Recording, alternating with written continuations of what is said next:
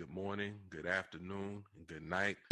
What's greetings, Earth? Same genius time. In the demographic I identify with. I don't believe you murder. I think an ignorant voter and a non-voter What he did. He took the military out are before one and he the took same. the civilians. Same Who does genius that? channel. Under his watch. What Know has something, he done bro. about police reform in this country? Nothing.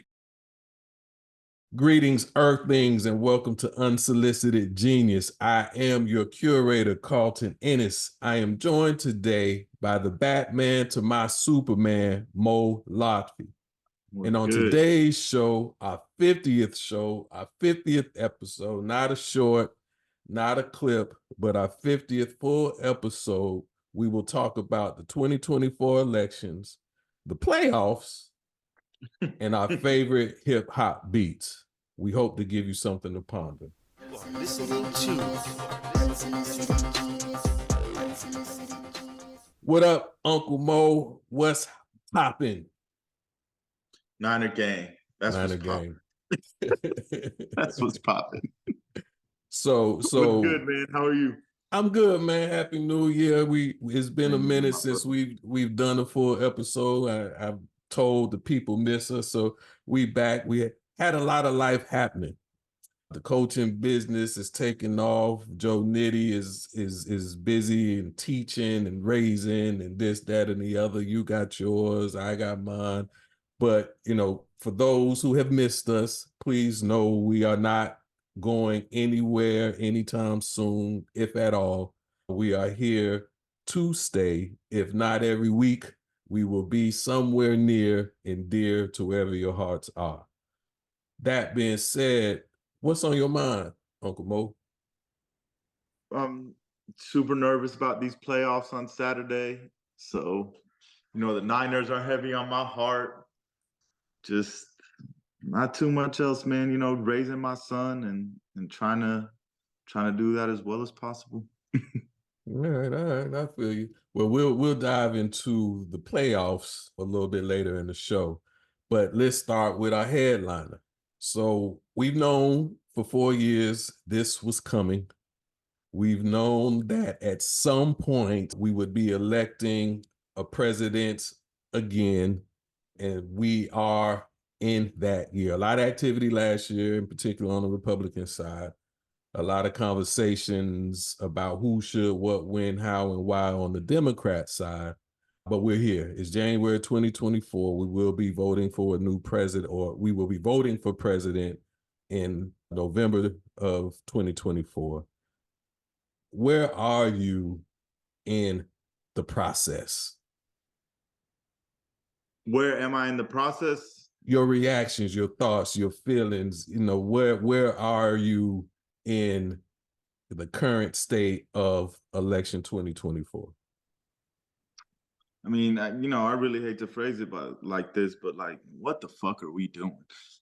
These two candidates, it's shocking that we're back to these two candidates to me, man. It's like America has nothing better to offer us than these two candidates. Just disappointed, Carlton. That would be the word I would use the most. I'm disappointed that Trump is going to be the Republican candidate. Disappointed that Joe Biden is going to be the Democrats candidate. And it wears on you to think like you're always voting for what seems like the lesser of two evils. And that's the situation we seem to always find ourselves in. And I'm not even just speaking for Black people at this point. I'm talking about for all of America in my mind, because these two candidates, let me ask you, Bill Belichick got removed from his job as the Patriots coach. Pete Carroll got reassigned. Nick Saban retired. They're the same age as these guys. And people are trying to tell these guys they're too old to coach football, but two guys that are older than them are somehow qualified to run for president. We just need some new blood, some younger blood that's running for president that is going to bring new, fresh ideas to the problems this country faces, man. If you would have asked me this question months and months ago, I would have easily told you my vote is for Biden, but I don't think I could vote for Biden, Carl. And you know me, I'm an advocate of voting. I'm a strong advocate of voting. But for the first time in my adult life, I don't want to vote because I damn sure am not voting for Trump. And I don't think I could put a vote behind Biden because I staunchly disagree with what's taking place in Israel when it comes to the civilian people of Palestine and how America is basically providing them with the weapons to carry out whatever agenda they have over there currently. So where I'm at with it is I might not vote at all, man.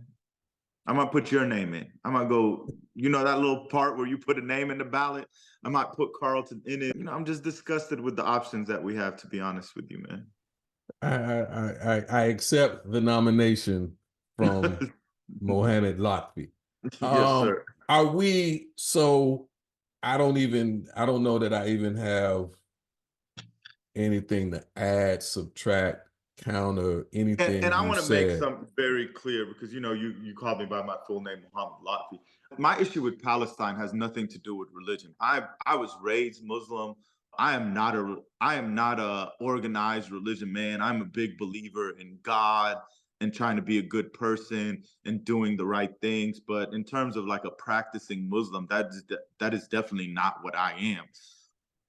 I just am against, you know, what I feel is the murder of people who are innocent, who are civilians. That is my issue. If you flip the roles and Palestine was in control and they were doing this to the Jewish people, I'd be strongly against that as well.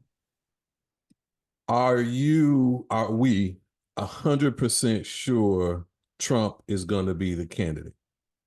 Did you see the Iowa Because caucus? no, hold on. Reason that I'm speaking, the people want him. That is clear. I'm speaking to the legal situations that he's facing. Are we I'll believe it when confident? Trump is in jail. And I Okay. doubt we're gonna see Trump in jail, man. Like seriously.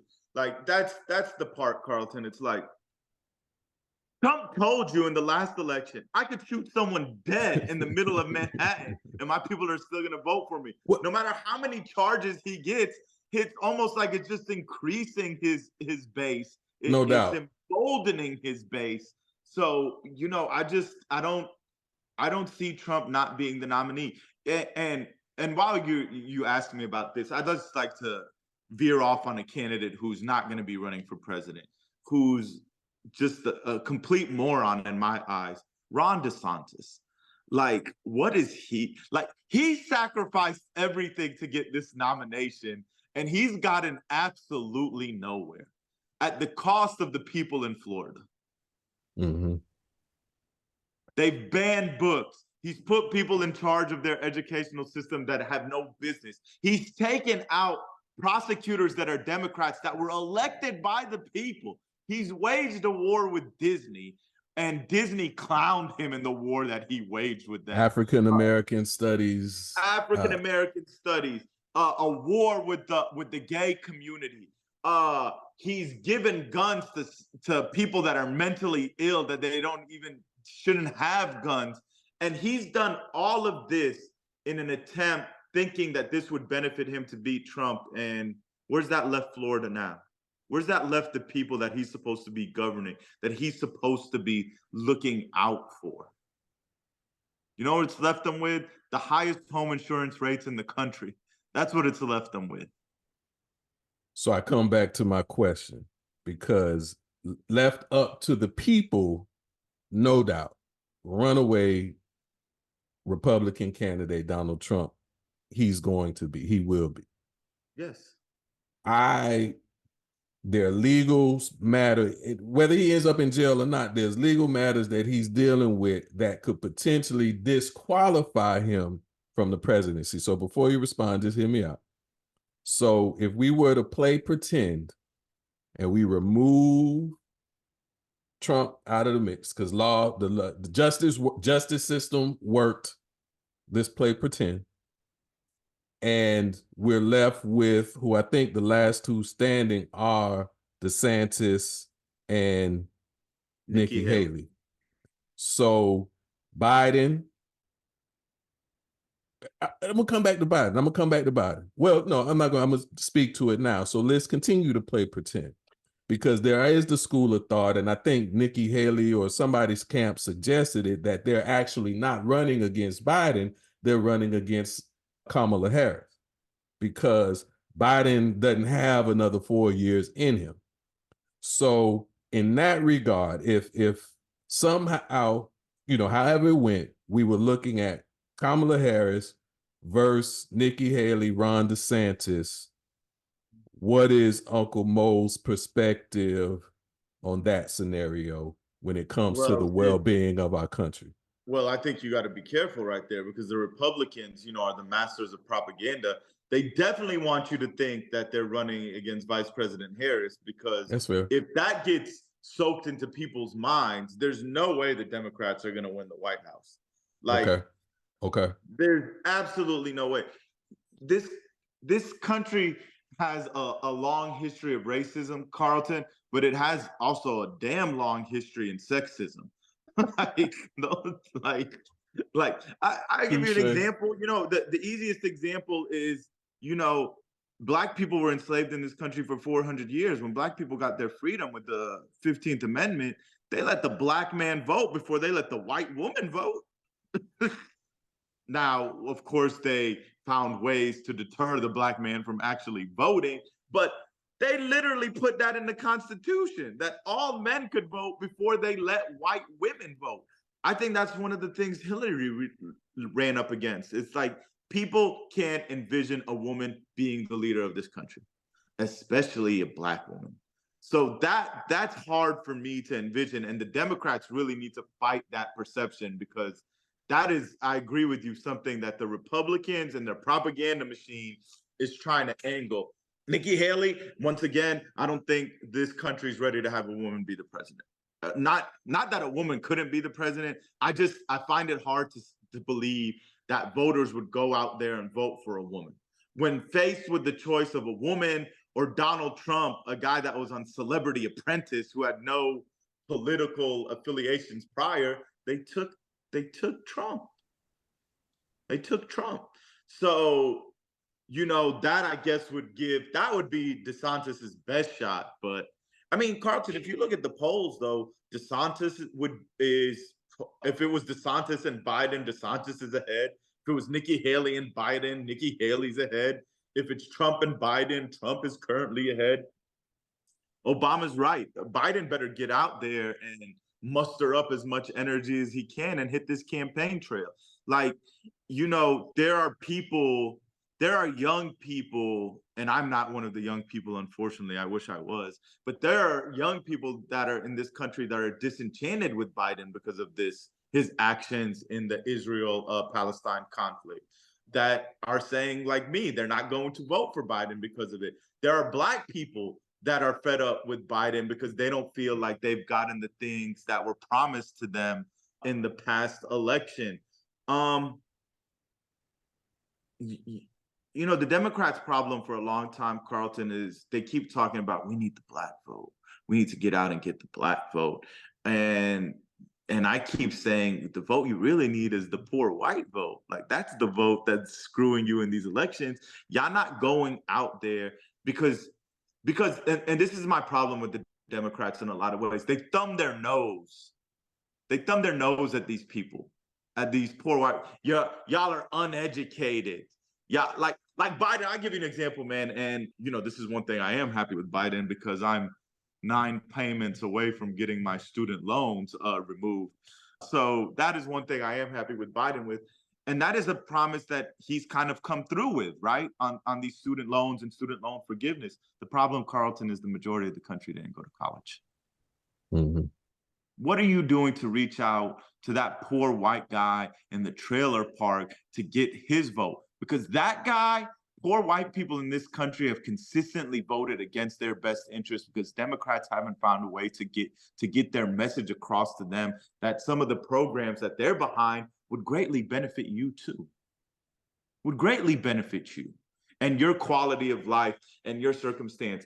In the last election, you had white poor white people that were using Obamacare for their survival still talking about they're going to vote for Trump. Think about that.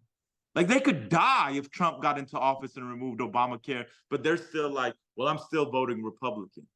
Like the Republicans' messaging is so much better than the Democrats' messaging because the Republicans don't do anything for poor white people, yet they convince them that they're on their side with goofy things like immigrants are taking your jobs.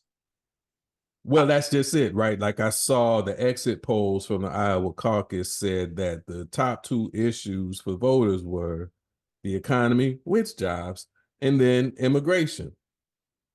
Of everything that's happening in this country, not health care, not crime, not violence, not guns, not liberties, not foreign relations, not nuclear weapons, not all the list of other things that are going on, immigration is at the top of the list.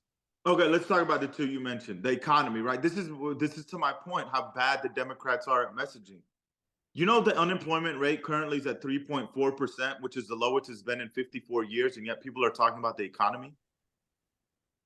Like their messaging sucks. That's actually something you're doing well, but somehow you haven't conveyed this message. You don't hear people talking about that because the Democrats don't get that messaging out. That's actually something Biden is doing well. He's putting people in jobs so they have a chance to put food on the table. But what's people's number one concern? The economy. Because the Democrats suck at messaging.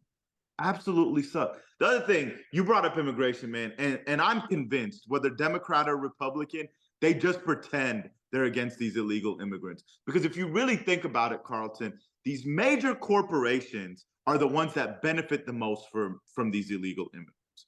They get them in positions to do the jobs that they would have to pay a minimum wage for Americans to do and provide health benefits to, right? They get these illegals to do it at half the price, no benefits, pay them under the table, helps them with their taxes, and that helps fuel the economy. The Republicans are just playing the game, telling you immigration is a problem.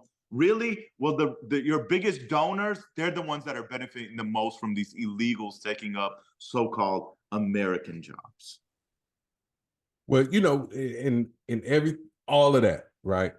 If you watch Fox News, if you watch any conservative network, if you listen to any conservative show, they tout those issues as if they are issues. They tout those topics as if they are issues. They know what's happened with unemployment. They know immigration is not the issue they make it out to be. But if you have the governor here in Texas constantly making headlines because he's shipping immigrants from Texas to New York, from Texas to DC, there they get the lipstick on a pig and tell you that this is now your prom date. It's not true. It's not accurate.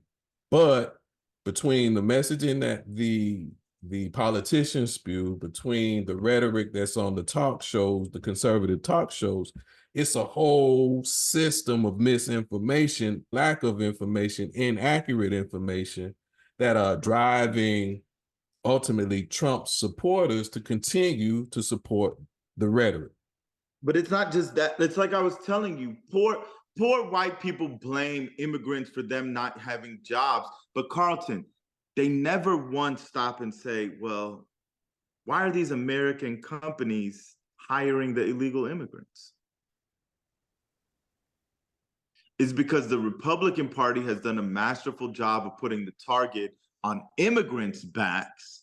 Therefore, they blame the immigrants instead of blaming the billion-dollar corporations that continue to hire those immigrants because they're greedy and they don't want to pay you minimum wage and they don't want you to have health benefits because that costs them money. It hurts their bottom line. To the point about the lack of messaging from the Democrats, one that shocked me as I talk about violence, you and I have talked many times on this show about guns.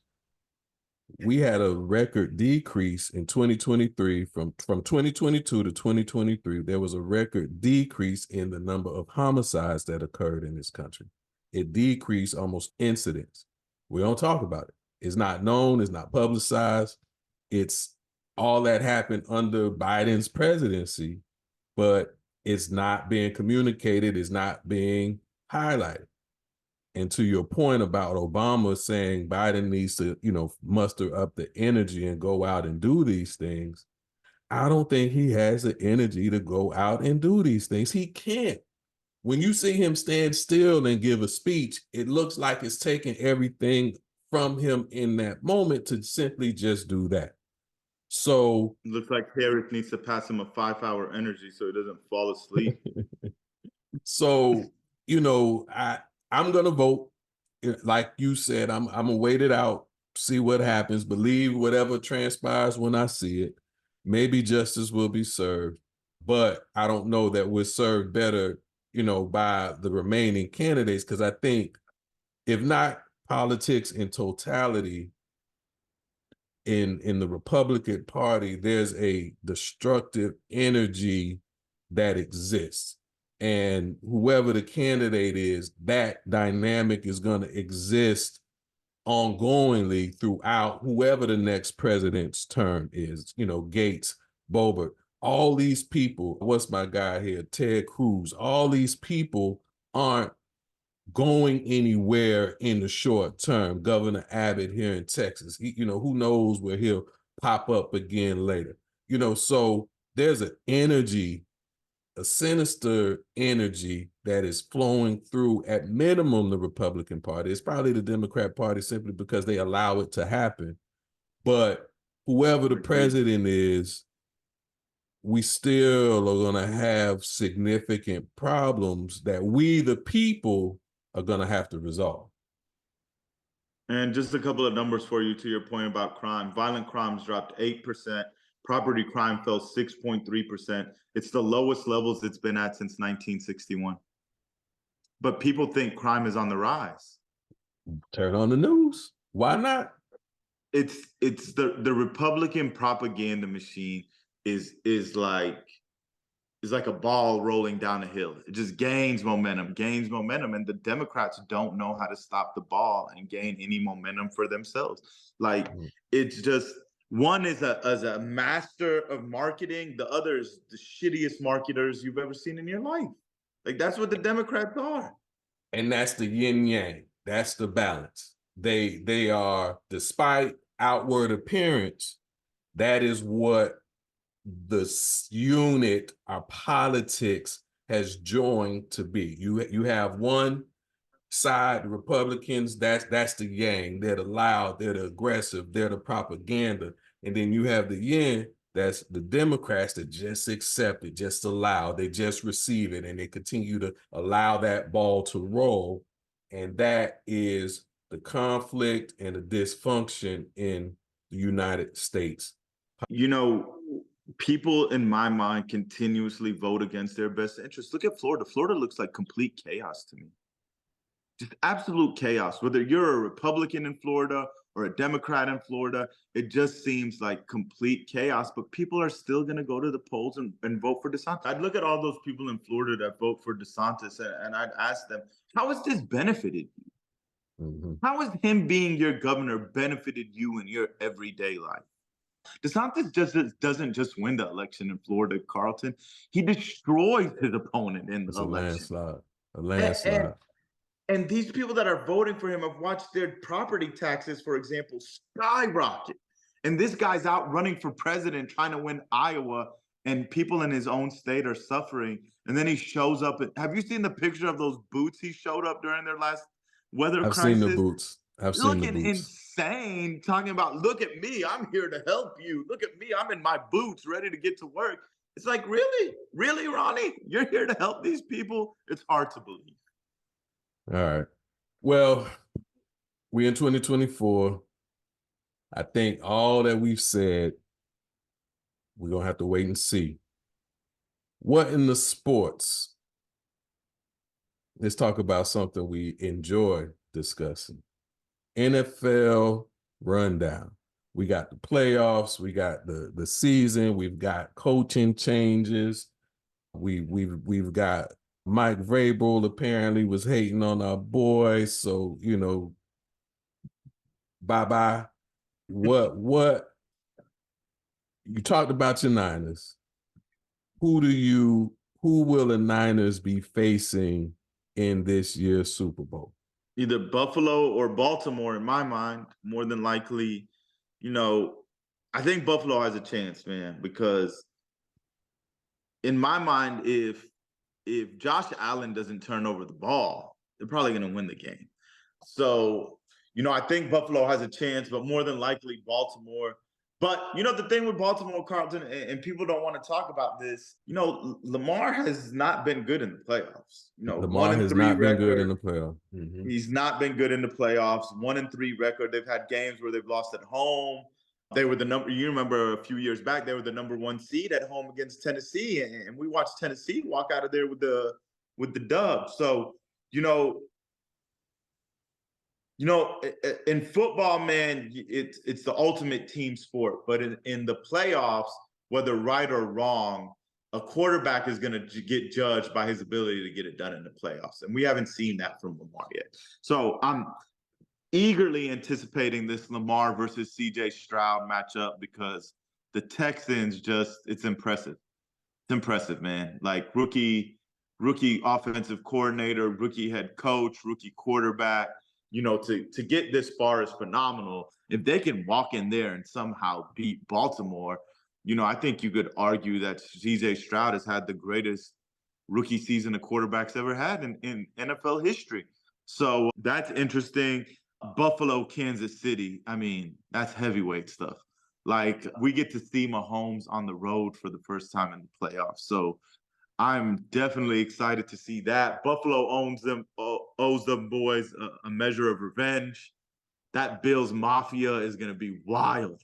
They're going to be wild for that game. So I'm beyond excited to see that, man. Both of those games are exciting to me. You go to the NFC, man, Lions and Tampa. I know a lot of people are not giving Tampa a chance, but I do believe Tampa has a chance in this game. The Lions defense can be thrown on, and Tampa does something that could help them out on defense. Todd Bowles is going to blitz, and he is going to continue to blitz. And he is going to blitz all game. And to me, that is Jared Goff's biggest weakness. If you can pressure Jared Goff, he is not the same quarterback as when he has a clean pocket. So if Tampa can find a way to stop the run and then get pressure on Jared Goff, I think they have a chance because I do believe they can throw on Detroit's defense.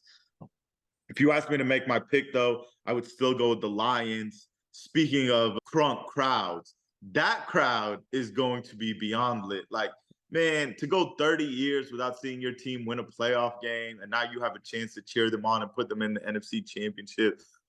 Detroit versus everybody, baby. Like, I'm with the Detroit vibe. So, if you ask me to pick, I'm going to go with Detroit. I wouldn't be shocked if Tampa won, though. San Francisco, Green Bay, San Francisco is my team, but I am nervous. And the reason why I'm nervous, I feel like, is for good reason. Jordan Love is playing great. Like, he's, when you have a hot quarterback like that, it makes you pause and definitely be concerned.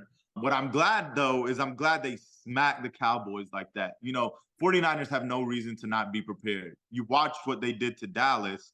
That should put you on high alert for this team. For the other rounds, for the previous round, Dallas is a fraud. You can't bank on Dallas in the playoffs, man. And I told my wife this. She's a Cowboys fan before the game started. I said, look at Dak. Why does he look so nervous? He looked like he was going to Coach 30, if you're listening, shout out to you. He looked like we love you, Coach. We love you, Coach 30. Dak Davis looked like he pissed down his leg before the game even started. So if y'all know who Coach 30 is, you would get this reference.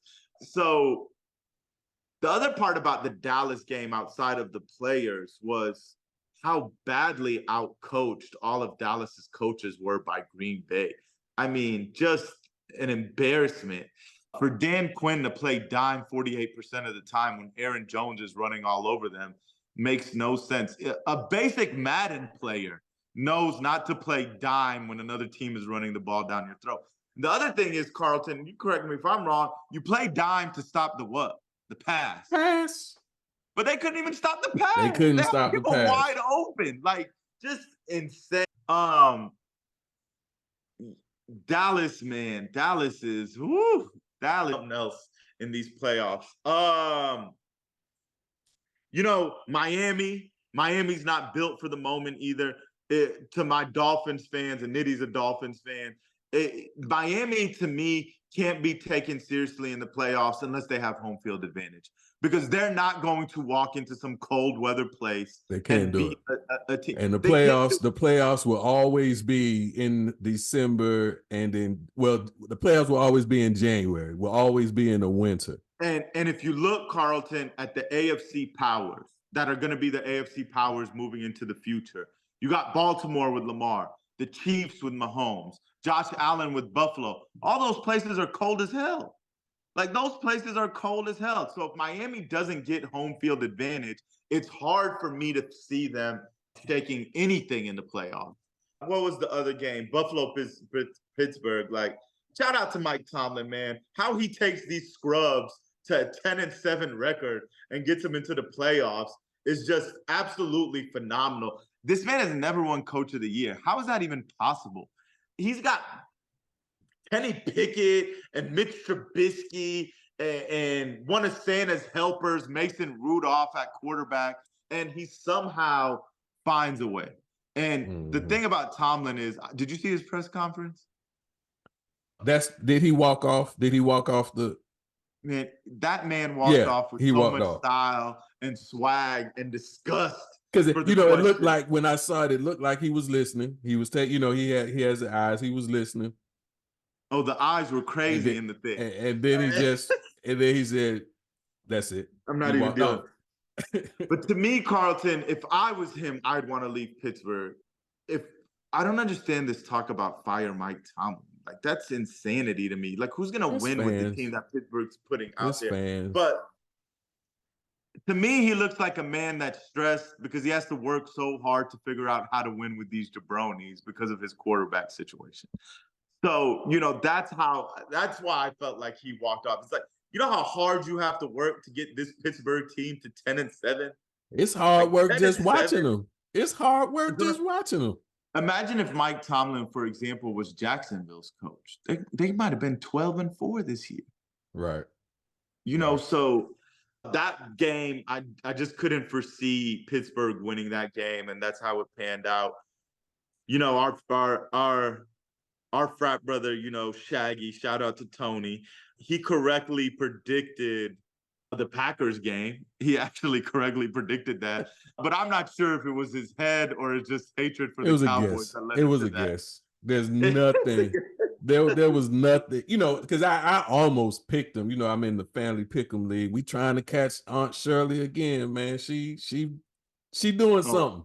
She's doing something. Aunt Shirley is connected to She's doing something. But, so I almost picked the Packers just to shift the odds in my favor, but the Cowboys were at home.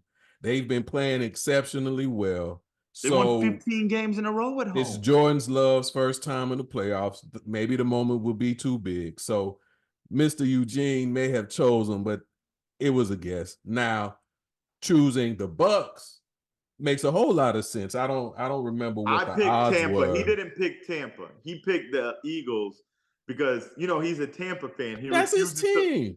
He refuses to believe in the Baker magic. And I told him Baker got some magic in him. I love me some Baker Mayfield, man. I love, hey, man, he's not the best quarterback. Hard, he's not Hall of Fame quarterback. None of that. I'm not suggesting any of that. I'm not suggesting, he's going to be getting Super Bowls anytime soon, if ever.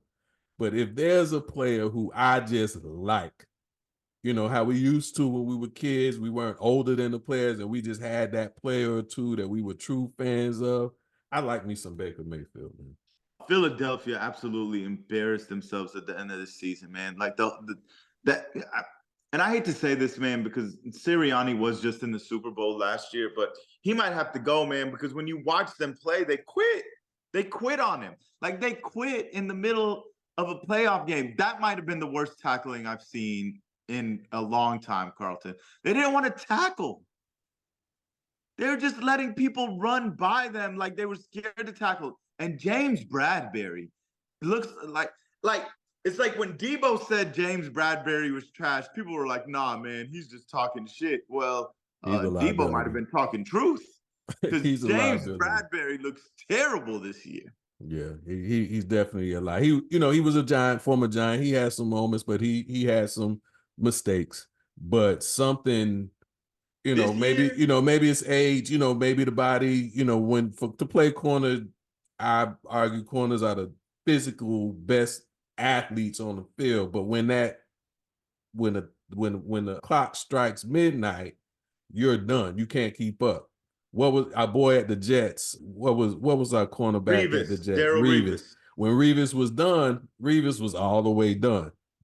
So the Eagles, though, what everything you said, but what also stands out for me with the Eagles is the quarterback.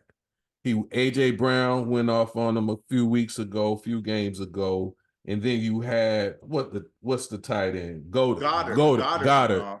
Goddard going off on him, and he's sitting there just taking it. So was he hurt? Should he have taken more time off? Did they push him too hard? Because when he left the pocket, he looked like he was as slow as dirt. So I would give the coach another season, but I'd give him that another season includes if he figuring didn't out lose what's the team. wrong. I'd give him another season, Carlton, if he didn't lose the team. But if he lost the team, you have to fire him because once you lose the team, there's no getting them back. The minute they don't believe in you, it's over. And they look like they've lost belief in the coach. I think they've lost belief in Jalen Hurts from the sideline. But to me,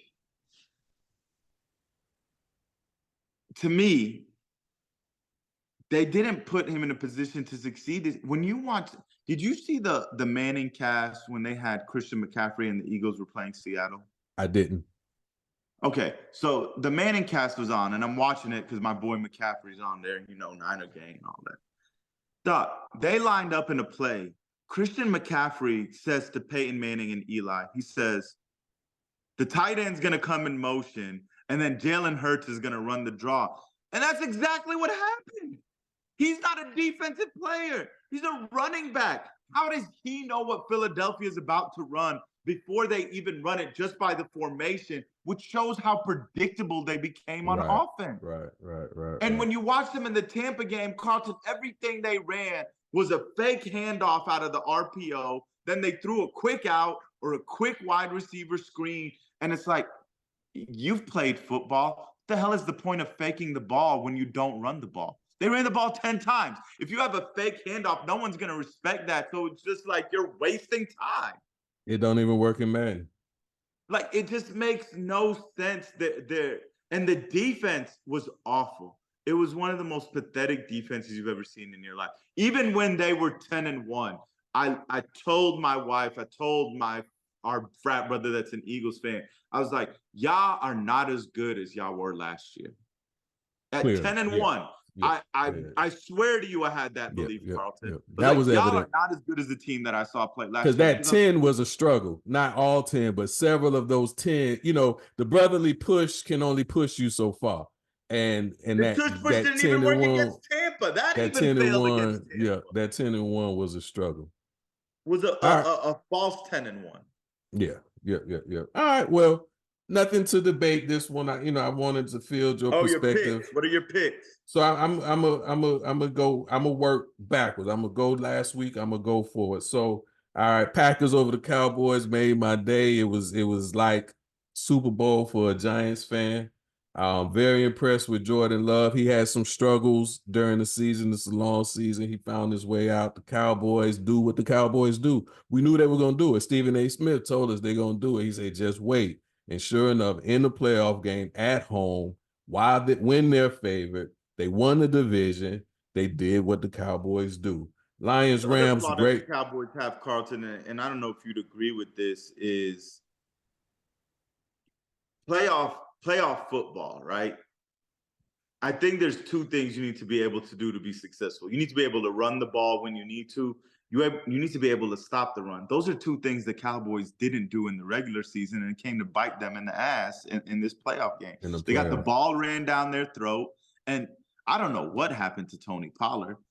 Like, you remember last year we were all saying Zeke is washed. They need to get Tony Pollard the ball more. Well, this year they got Tony Pollard the ball more, and it didn't look good. Well, he's not that kind of back.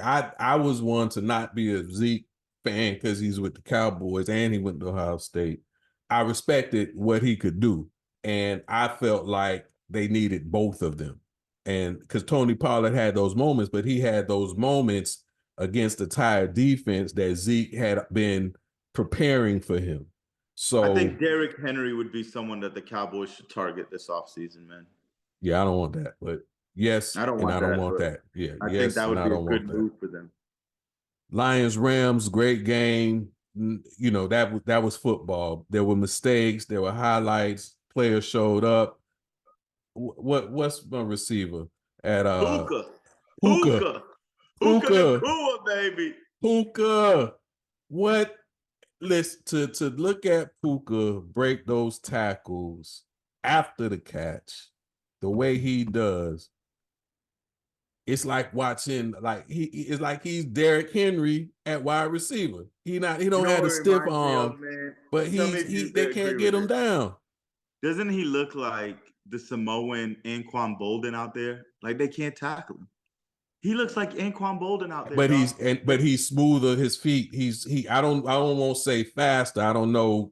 Top end speed, but he's athletically gifted in running those routes. He runs the routes as good as Cooper Kupp. His ability to just get hit and just bounce back up like it's just nothing. shake it off. Just shake it off. Impressive, man. The Rams have a hell of a future in front of them, Carlton. They got like $50 billion in cap space. They got all their draft picks for the first time in forever. That's a team that is highly concerning to me since I'm a 49ers fan. And they got their young quarterback. They drafted a quarterback too. I don't know how he's I don't believe developing. Bennett, so. I don't know how. Well, that's who. I don't know how he's developing. And he's not young. He's already like 32. He played at Georgia for like 10 years. I mean, NFL age. Touche. I'm just speaking the NFL age. All right. Steelers, Bills. Steelers never really had a chance. But what about that run from Josh Allen? That where he hit. You remember Tecmo Bowl, and you turn your players start glowing and can't nobody touch him. He took off. It's an impressive run. He's so athletic, man. But the NFL needs to really address this part of it, man, because there's a point in that run where it looks like he's going to slide, and Pittsburgh pulled up. Oh, I missed that part. I didn't see that part. It's like a slight movement if you watch it where it looks like he's about to slide, and Pittsburgh pulls up because they don't want the penalty. So the NFL can't have it both ways. Right. You can't fake slide. Right. Or if they slide, you still allow them to get hit because it's not fair to the defense, in my opinion. Right. And then the Eagles, Bucks. I mean, I'm looking at the score 32-9 Eagles. Really? The other play that was weird in that game, Carlton, the hell was Jalen Hurts doing when he ran into the end zone and took that safety? Like, you're at the 14-yard line. That's why I think defense, they talked about the change of the defensive coordinator mid-season, et cetera, et cetera. Head coach, it starts and stops with him, no doubt. But that safety play makes no sense, Jalen Hurts. With all this money you've been paid, all the hype, all the impressiveness that we've had with you, that's not a play you get rid of. He ran into the end zone. And then he had time to throw it away, but he get rid of the ball. What are you doing? So that's where I think the team is not believing in him as well. Maybe it's the coach, locks the locker room, but then you can't have faith in the quarterback that does that. All right, so that's last week. This week, Texans, Ravens. I got the Ravens. I'm gonna pick the Ravens, but I'm cheering for the Texans. It ain't no guarantee because that offense is sound. They got a running back, they got a receiver, they got a quarterback. That's what you need. Emmitt Smith, Troy Aikman, Michael Irvin. The defense is solid. I don't know where they finish in terms of top 10, but where they play today, They get after the quarterback. They strong against the run. They got athletes in the secondary. And to your point, because Lamar Jackson has underperformed in the playoffs, all the pressure's on him. Now, he's not Dak, but pressure is pressure. And if it's on you and you start that game, if you don't have that first great play, if the great play don't come first, you in for a long 4 quarters. So Well, I mean, you said he's not Dak. He loses this game, man. He's gonna start hearing that talk. He's yeah, definitely gonna start hearing yeah, that talk. yeah. Because Now, the yeah, excuse for yeah, Lamar has always been they haven't surrounded him with the playmakers. Well, this year that's he what I has was the gonna say. playmakers. Yeah, that's what I was So gonna he say. You know, doesn't win this year. there's a scenario where they lose and they don't surround him, but that's not this year. That's There's no not way this they year. should lose the game, Carlton. Their defense is better than the Texans. Lamar is still currently better than CJ Stroud. The Baltimore should win the game. If they don't win the game, it's gonna be a hell of a Monday for Lamar Jackson. Packers, Niners, I'm gonna give you my vote. You my dog. I let go of the pass temporarily till y'all get that next one. I got the Niners for sure, man, but I don't think it's a layup by any stretch of the No, it's imagination. not a layup. Jordan Love is definitely on fire. And, as with any quarterback, we need to hit Jordan Love and plant seeds of doubt in Jordan Love's mind. The other thing and just being realistic about my team, man, is this year we have been a front running team. When we jump out on you and we get the lead, we'll put our foot on your neck and choke the life out of you. But when other teams have jumped out on us and got the lead, it hasn't been pretty, especially with Purdy. So, that is that was one of the things I thought LaFleur was genius for in the Dallas game. LaFleur won that coin toss, and most teams defer to the second half. LaFleur said, let me get the ball. Because LaFleur understood if we get this lead on Dallas, they could get tight around the collar and start thinking, not again. Not again. Not another playoff loss. Not and again. That's exactly what happened. So, I hope the 49ers are able to jump out early, get up on the Packers. The key to me, man, we have to stop Aaron Jones. We can't allow the Packers to have both. We got to make them one-dimensional and then just try to tee off on Jordan Love. All right, and so we got Packers, Bucks, Lions. I think should be an excellent game. I think you're right. The fans are going to be ridiculous. They are going to be ridiculous. They're ridiculous now. What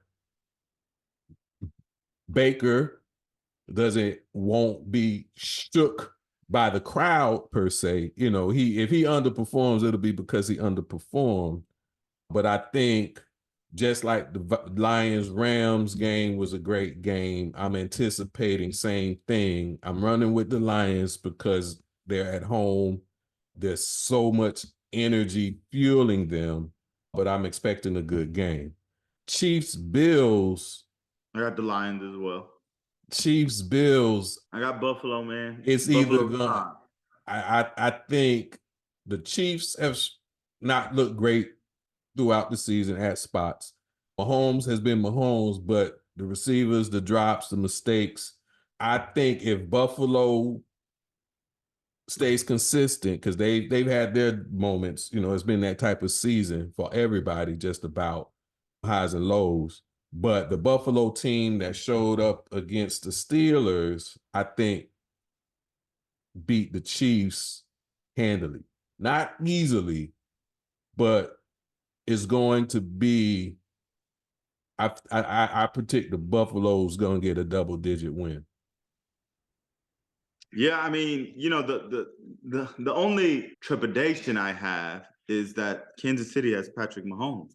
Like, if that was any other quarterback, I tell you, Buffalo's about to smack Kansas City. Mahomes gives you a chance, man. Like, no matter who's around him, he gives you a chance. You just never know what's going to happen. And that Kansas City defense is legit. That Kansas City defense is legit. But I agree with you. If Josh Allen doesn't turn over the ball, Buffalo will win the game. Yep. All right. So we'll leave it at there. You know, we'll come back before the Super Bowl and, you know, talk more predictions and, you know, review how this goes.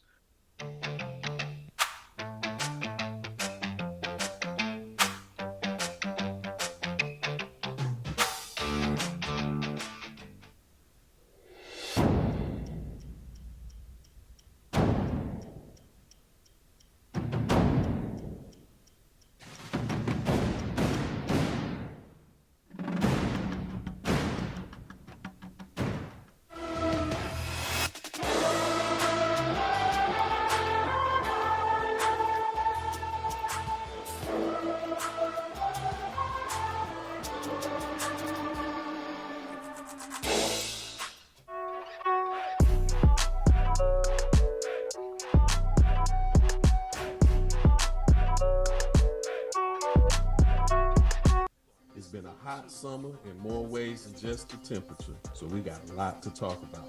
Catch you all soon. Just for a couple minutes, you know, we didn't get a chance to get together afterward. Any parting thoughts on the college football season? The winter, prime time, NIL, your Florida Gators, and you know, what's your overall feels reaction to the college football season? I have shit to say about the Florida Gators. Billy Napier is about to get fired if he doesn't get it together this year. Michigan looked like the best team to me, man. Looked like the best team, won the championship. You know, congratulations to Michigan and Harbaugh. They look like the best team. You know, Saban, that's the end of an era right there because he just retired. Who would have known we were watching his last game? But, you know, college football, man, that championship game was close for a little bit, but God, it was boring. Oh my God, I felt it was like so boring for long stretches of the game. And you always just felt like Michigan was going to win the game. The best game was Michigan, Alabama. That was like edge of your seat, like thriller. Both games, I thought Texas, Washington was a good Washington game. was crushing Texas for a good portion of that game, and Washington just, I don't know what they were doing at the end of the game that made it close, that allowed Texas to get that close and have an opportunity. But yeah, man, I thought it was a good college football season. It feels like at the end, we're going to be down to Michigan State, Michigan, Ohio State, some SEC teams, a plethora of SEC teams, Georgia for sure. We'll see what Alabama does now that Saban's not there. Is Texas back? You know, they'd have to show me. They'd have to do Florida it again. State, is Florida State back? I mean, I hope not, but you know, Florida State, we'll see. Like, you know, we need to see some consistency before we could say they're back. But it feels like, you know, the powers are the powers right now in college football, and they kind of run the show, man. You know, I think Michigan definitely was the best team. The NIL, the transfer portal, love it. You know, it's changed the landscape. And so I'm very intrigued to see what another year of that, all the movement that's happened in the portal, you know, once the season ended, and a 12-team playoff looks like. You know, I'm suffice to say I'm excited to see how that plays out. And I mentioned so tired about the people crying about the portal, Carlton. These players, they're moving at the drop of a dime. They don't get playing time. Well, for all these years, you didn't have no problem when the coach decided to leave. Right. Who promised these kids he would be at that school. Who promised these kids that they would play? You know, we don't know. They hate so badly that these kids are getting paid now. It's unbelievable how badly these people hate on these. They've ruined my favorite sport, college football. They're getting paid and they're opting out. Well, they're opting out because they don't want to play in a meaningless bowl game and risk injury. That's smart to me. They are getting paid. They deserve to get paid. You've made billions of dollars off these kids for so long, and now that they're getting a slice of the pie, you're whining and crying and bitching and moaning. I thought this was America. I thought this was capitalism at its finest. Like people love to spew, that shit about capitalism.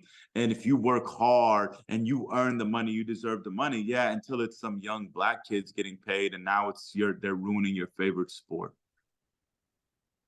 Like, make it make sense. Like, make it make sense. Why shouldn't a kid have been able to profit off of his name and image well before this? His name. I heard a rumor that NCAA football was coming back. It is. I can't wait. I will be purchasing on the first day. Now I'm gonna take off from work and just play like for 2 days straight. All right, well, let's make a recruiting plan. right. Let's make a plan. Me, you, We'll make a online. plan, dog. We Me, can you, start a online. dynasty together, all of that. Yeah. But I'm so happy that these kids get to get paid now, man. Like, I'm ecstatic for them. Beyond happy for them. If you are able to generate billions of dollars because people want to be entertained by a skill set that you possess, you deserve a cut of the action. And now they're getting their cut. All right. Are you entertained? I saw a post that said Mobb Deep Shook One's Part 2 is the best rap beat of all time. We're not debating, we not ranking. And as I, went through my Rolodex of beats that I have, it's too many and it's so complex to rank them, But if you think through handful, 3, 4, 5, if you got more, share them. But for Uncle Mo, what are those beats that when you hear them with or without the rapper's words that are on the top of your list? So I thought of like 8, man, but like you said, it's so subjective. And then also, like, if you caught me on a different day, I'll probably give you a different list. But I'll give you my top 5 in a second in no particular order. These are some of the ones that I like that are not in my top 5. They just make me feel a certain way. Dear Mama is just something that always makes me feel a certain way. So I love that beat. I have a Wu-Tang beat that I love. It's probably not the beat most people would think of when they think of Wu-Tang, but I absolutely love it. Triumph. I don't know. There's just something special when he It's gets an energy on the mic. to it. It's an Yeah, energy man. to There's it. I bomb atomically, Socrates' philosophies and hypotheses, like, just the whole vibe. So those are my honorable mentions. My top 5 in no particular order. Still Dre by Dr. Dre. That beat is just classic. It rings in my head when it comes on. Another Dr. Dre beat that I absolutely love is Explosive. Rest in peace to Nate Dogg. Like, that beat I just absolutely love it. Mobb Deep Shook One's Part 2 is definitely one of my beats, Carlton. The Notorious B.I.G. Who Shot Ya is just a classic, just grimy beat to me. And then a more recent times, Naysayers in Paris. Naysayers in Paris is an all-time classic beat to me, dog. Naysayers in Paris. All right. That's what we're going with. Is an all-time. I mean, that beat hits so hard once it drops. So that's like, I gave you 7 right there. Other ones that I could think of just off the top of my head that I love. Tupac's Ambitions as a Writer is a spectacular beat in my mind. What else could I think of real quick? I'll let you go and tell you if I could think of anything. So, I'm not gonna do the honorable mention because I couldn't. Like you said, I feel like if you ask me a week from now, 2 weeks from now, the list is going to evolve because it's, what comes in my head, Biggie, Pac, Wu-Tang, Dr. Dre, the beat makers, Kanye West, Monster.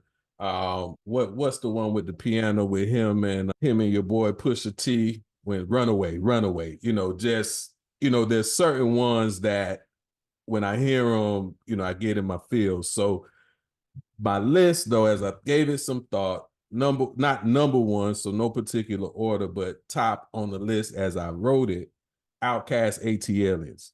Just there's a million Outkast ones. that came at the time that I heard, like, to hear that the first time, we had never heard a beat like that before, period. And what Dre was able to do, especially on that last verse, So you're bringing the was verse into it. that you know that was a lot. Tupac. So I was, I didn't know that I didn't expect you to have a Tupac on there, but Tupac, Ambitious as a Rider is my opinion, the best intro to a hip hop album that exists. I won't deny it. I'm a straight rider, but my favorite beat on that one is No More Pain that Devontae did. I came to bring the pain. Now, granted, he borrowed from Meth for the hook, but the beat that Devontae of Jodeci did was ridiculous. Mention Meth, the Rottweiler with Meth and Red. Like the energy in the song, it's not a long, it's one of those songs that I'm always sad when it ends. Like I want more. Dre and Snoop, Nothing But a G Thing. Like for me, it may or may not be, it's not Dre's best beat, right? Dre got a plethora. But for me, whenever I hear that song, whether it's 0 degrees outside, whether I'm sad or mad, it's always summertime. I always see Snoop on at the picnic playing, like I always get the picnic vibe, hanging with the homies feel. This is a classic. At Looney's, I got 5 on it. Like that was another one. That was another one to me when time, at that time, it just transcended what we had heard up to that point. Now I know they sampled and it's sourced it from a couple places, but just what song they made from what the producer put together, I don't even know who produced it. That's always gonna be a top one. Nas, Ether. Granted, him and Jay are friends now, but I thought when Cube did No Vaseline, Pac did Hit 'Em Up, like we felt the angst that they had for that other rapper, right? We heard it, Pac with his emotion, he expressed it. Cube's was more funny than anything, right? Because you had the imagery going down. But when Nas did that Ether, I thought Jay-Z's career might be done. I mean, I always tell people, man, that speaks to how great Jay-Z is, because that Ether was such a critical song. Not only did it not end his career, he just flourished after that still. He brushed it off. He took it and he kept going. And then my last, you talk Biggie, but it's my downfall. Like that's for me, my downfall. For me, that's like a epic movie. It's so complex. It's so much nuance behind it. And what Biggie is able to do on top of it, like I could just play that on repeat like a dozen times. So yeah, it's complex. So other great producers I think we're leaving out is the great Manny Fresh had a million amazing beats, like Bling Bling, Ha. He had amazing beats. Pharrell and the Neptunes, the grinding beat that he made for the Clips is that was real. Amazing beat. That was real. Other beats that I could think of, dog, now that like I just like looked at some songs that I like. The Flavor in Your Ear remix beat where Puffy's banging the 2 bottles to start is a hard beat. Busta Rhymes, Put Your Hands Where My Eyes Can See is a hard beat. Keith, That Shit I Don't Like is a great beat, Carlton.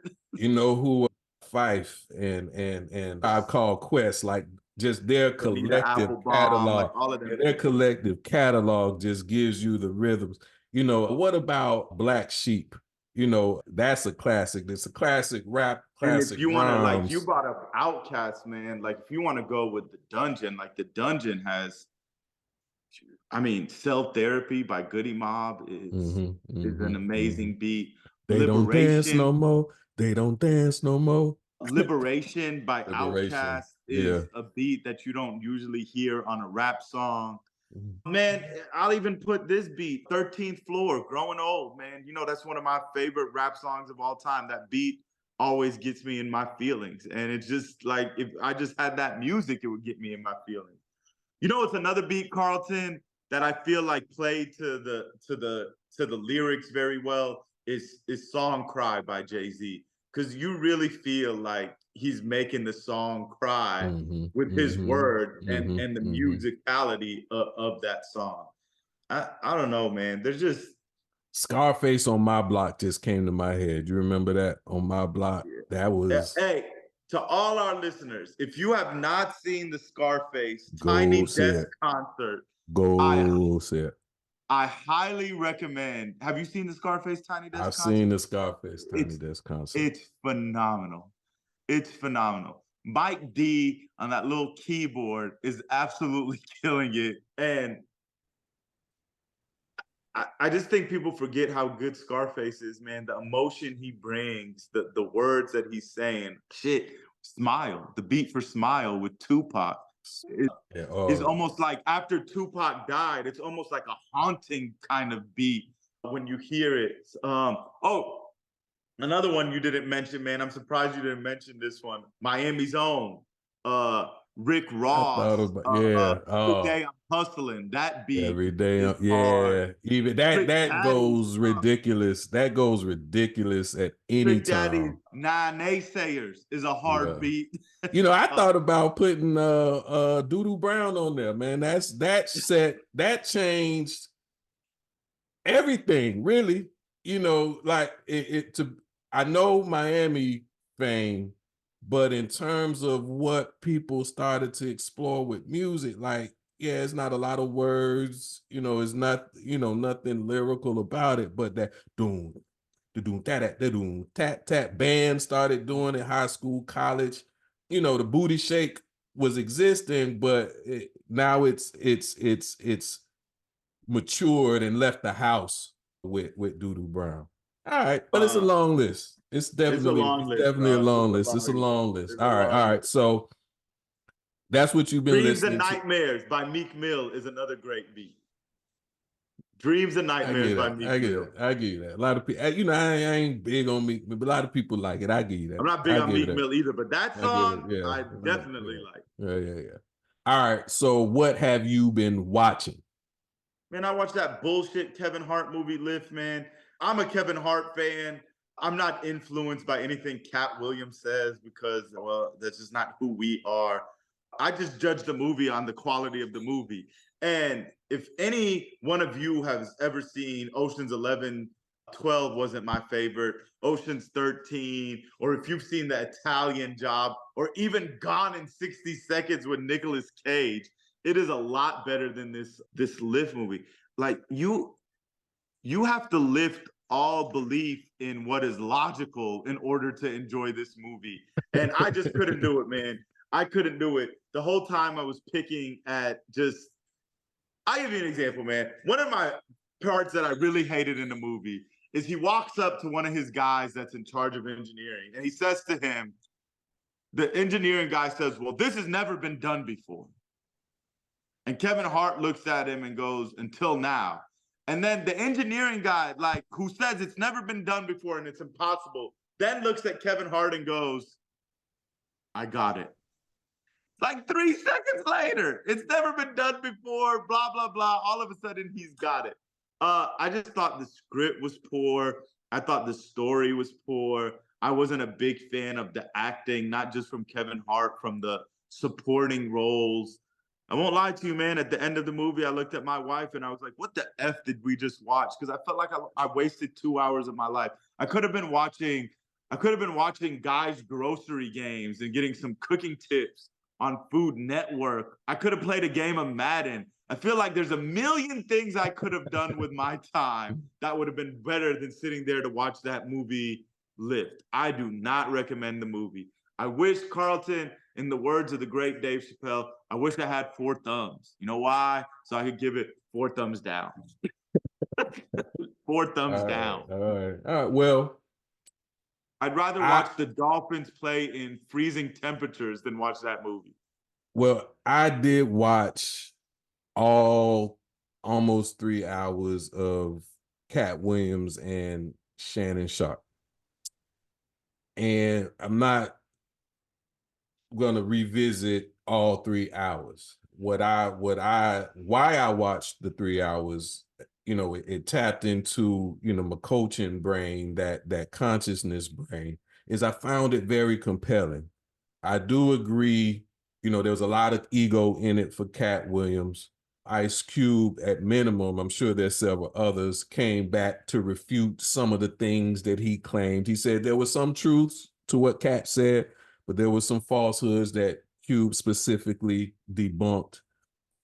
The dynamic between him, Kevin Hart, Tiffany Haddish, Steve, you know, that's, as a fan, their business. I think they offended. Cat received offenses in the journey of their relationships that he had to speak to, that he chose, to respond in the way that he responded. He called out several other people. I found it interesting, how much he reveres D.L. Hughley. Said the Entertainer was another one he called out.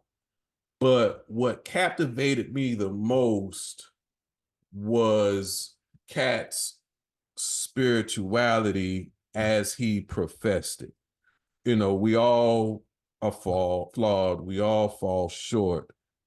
But I was surprised, if not impressed, with how close he keeps God in his heart. And to adopt the kids the way he did to support struggling comedians and put people on, he takes pride, not that he takes pride, but he takes efforts and takes strides to put people on.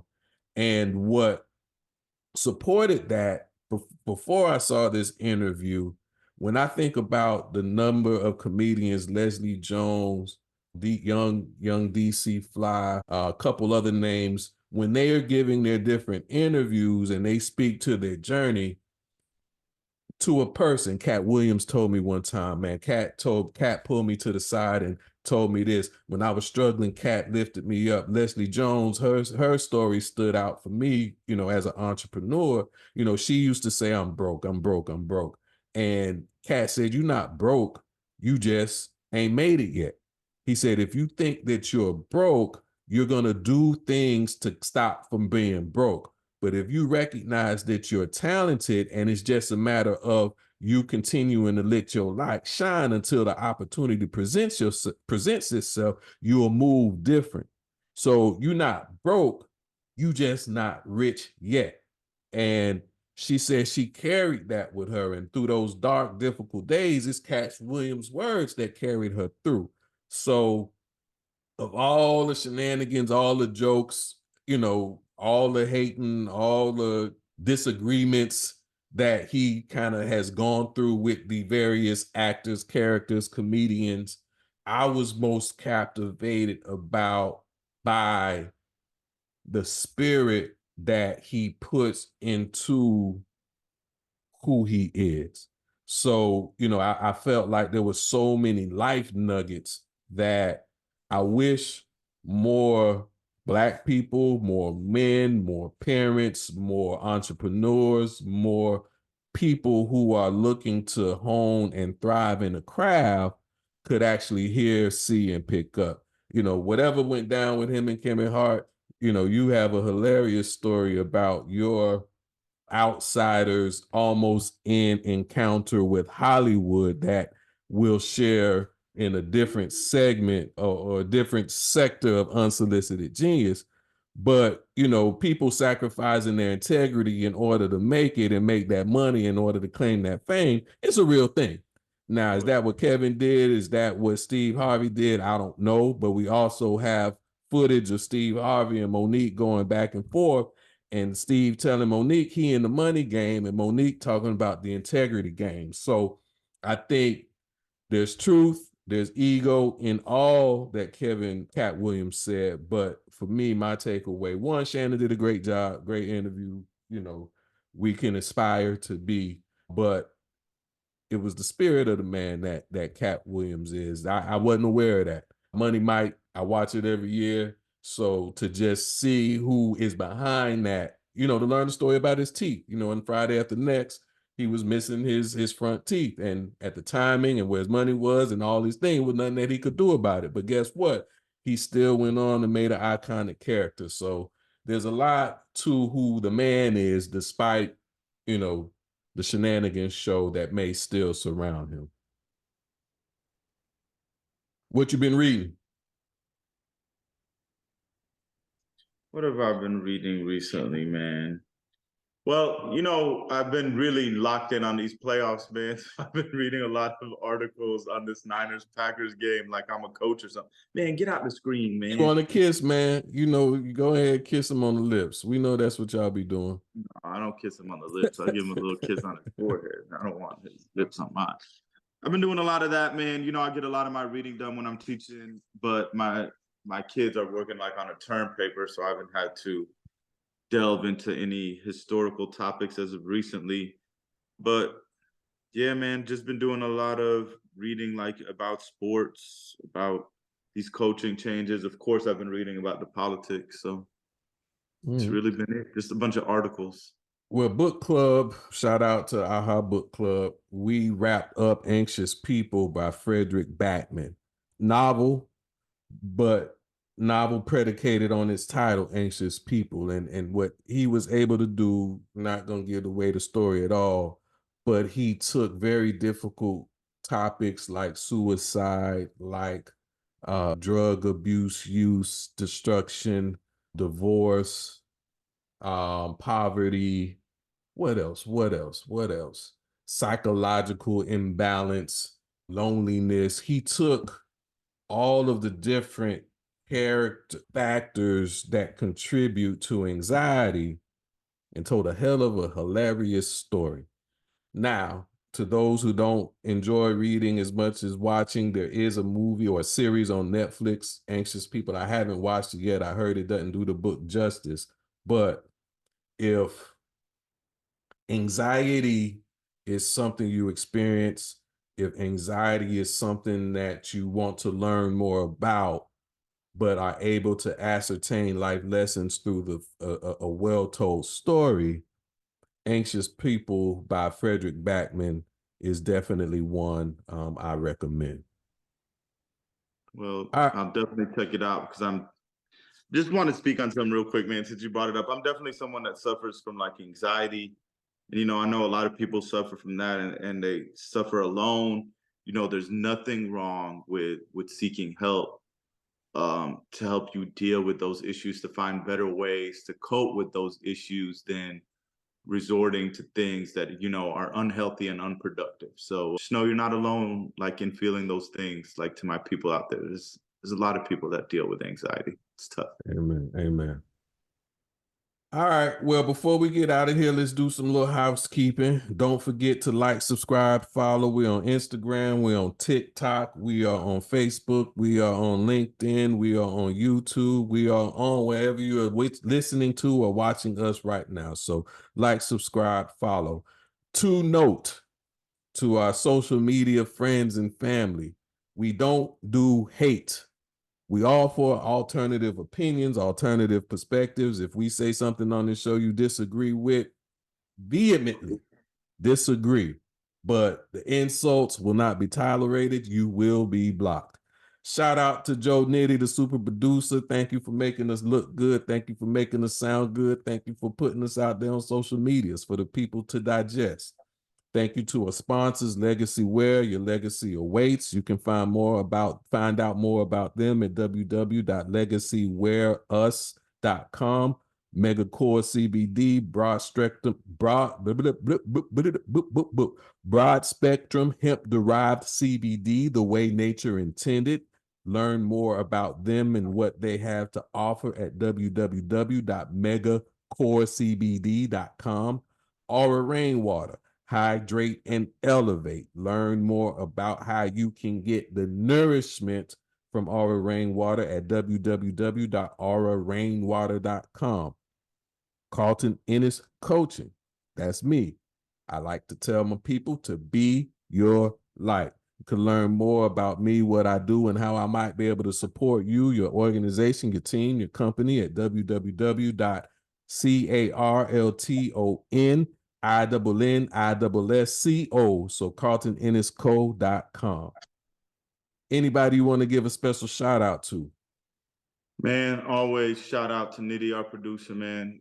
He makes a lot of this possible. We're forever grateful to him. My other shout out to you, my brother. Always good to do the show with you, and to all our brothers, man. I love them boys dearly. You know, I can only speak for me. I definitely wouldn't be the man I am today without y'all. In a lot of ways, y'all raised me. So shout out to y'all. Yep, I concur. We celebrated our Founders Day last week, Phi Beta Sigma, that is, but specifically to the world famous Zeta Kappa chapter of Phi Beta Sigma. We love y'all. We thank y'all. And this year we actually celebrate 50 years of Zeta Kappa. So without them, I would not be who I am. I would not be where I am. Shout out to Fox. He's one of the founders of the whole frat. His old ass. All right. So before we get out of here, as always, thoughts of genius. As I've stated, I'm a coach, and I'm doing some virtual workshops this month and early next month to help jumpstart that, you know, the New Year's theme of goals, the New Year theme of resolutions, the New Year theme. A lot of people like me have words. But what I remind us all is that a goal without a plan is a wish. A goal without a plan is just a dream. We'll talk about it in the workshop. But there's a who, what, when, where, how, and why dynamic to these resolutions. A who, what, when, where, why, how dynamic to the goals, the desires, the outcomes. Who is on your accountability team? Who is that person that's going to call you to check in that you did that thing? Who is that person that you can call and say, hey, I did that thing? Who is the people persons that benefit from you achieving that thing? They have a vested interest in you, Dad, in succeeding in your workspace. Include them in your plan. Include accountability in your strategy. What is the true desired outcome? Why does it even matter? Who cares? What makes this goal, what makes this resolution important? What impact will it have in your lives, in the lives of those you love, in the lives of those you influence? As you pursue your goals, as you follow through on the resolutions, when does the resistance show up? If it's to work out, when do you not want to work out? When does that barrier to progress present itself? Is it in the morning? Is it at night? Is it when you think about it too much? Is it when you show up at work, you like forget about it? Is it when you have a setback? Is it when you have a disappointment? Is it when you tried one time and trying to find the muster up the energy to try a second time just doesn't seem to be happening? In your strategy, in that plan, in achieving your goal, you got to strategize about the resistance as it shows up in you. We all know everybody struggles to work out at some point in time, but my reasons are not your reasons. Your plan needs to reflect what's specific to you. Where are these obstacles? Is it emotional? Is it physical? You're not strong enough to push that weight? Do you need to take a few plates off the bar? Is it because you've planned too far ahead and you forgot some of the baby steps? Is it your coworker? Is it your spouse that isn't necessarily as supportive as you need him or her to be? Maybe you all need to have a conversation. Are they a stakeholder? Are they an accountability partner? But where is the obstacle? Is it you? Is it them? Is it location? Is it time? Is it money? Is it ego? You need a strategy for circumventing those obstacles. How will you know that you've achieved the objective? It has to be measurable. You want to lose weight. If you weigh 180 and you go down to 179, you've lost weight. Have you achieved your objective? What's your number? And why, oh, why does it matter? Why do you want to lose weight? Why do you want to make more money? Why do you want to network more? Why do you want to grow your business? Why do you want to be famous? Why do you want to come first place in the family football pick'ems league? Why do you want to be the 3-time champion of your fantasy football league? Why do you want a new car? Why do you want a bigger house? Why do you want more muscle? We talked about losing weight. Why do you want more muscle? Why do you want to put on weight? Why does this thing that you said you want matter? This has been another episode of Unsolicited Genius. Join us next week, same genius time, same genius channel. And for whenever you are, good morning, good afternoon, and good night. Peace. We love y'all.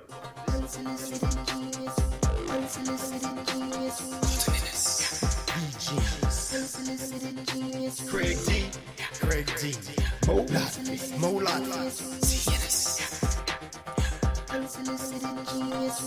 You are listening to Unsolicited Genius.